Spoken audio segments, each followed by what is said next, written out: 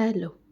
ഇന്നിപ്പോൾ ഒരു ഇടങ്ങേറ് പിടിച്ച ദിവസമായിരുന്നു. വേറെ ഒന്നുമല്ല, എനിക്ക് എല്ലാ മാസവും വരാറുള്ള തലവേദന, മൈഗ്രെയിൻ.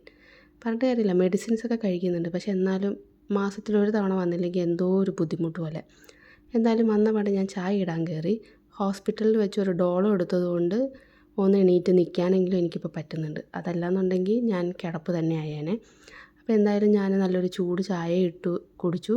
നേരെ ഫ്രഷ് ആവാൻ പോയി. ഫ്രഷായിട്ട് വന്നപ്പോഴേക്കും ഒരു ആശ്വാസമായി. തലയിലെ അഴുക്കൊക്കെ അങ്ങ് മാറിയപ്പോഴേക്കും ഒരു ആശ്വാസമായി.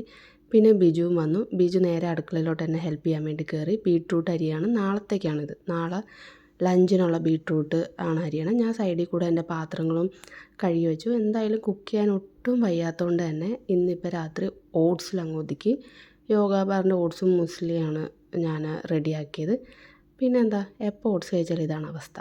അപ്പം എൻ്റെ നാക്ക് പൊള്ളും. പറഞ്ഞിട്ട് കാര്യമില്ല, ശീലം അങ്ങനെയാണ്. അപ്പോൾ പിന്നെ എന്തായാലും ബിജു തിരുമ്മി തന്ന തേങ്ങയും ബീട്രൂട്ടും എല്ലാം ഞാൻ പാക്ക് ചെയ്ത് അങ്ങനെ ഞാൻ ഫ്രിഡ്ജിൽ കയറ്റി. ഫ്രിഡ്ജിൽ കയറ്റാൻ പോയപ്പോഴാണ് ഒരു സംഭവം ഉണ്ടായത്. ഈ സാധനങ്ങളെല്ലാം എൻ്റെ കയ്യിൽ നിന്ന് താഴെ വീണു. വേറെ ഒന്നുമല്ല, എൻ്റെ ഭർത്താവ് ചെയ്തൊരു പണിയാണ്. ഈ ഫ്രിഡ്ജ് മാഗ്നറ്റ് കണ്ടു. ഇത് കണ്ട് ഞാൻ പേടിച്ചു. ഞാൻ ആദ്യം വിചാരിച്ച തേളെന്തോ ഇരിക്കണമെന്നാണ്. അപ്പോഴാണ് എൻ്റെ ഭർത്താവ് വന്നിട്ട് പറയണത്, എനിക്കിത് കണ്ടപ്പോൾ നിന്നെപ്പോലെ തോന്നിയെന്ന്. എന്ത് പറയാൻ. Bye, good night.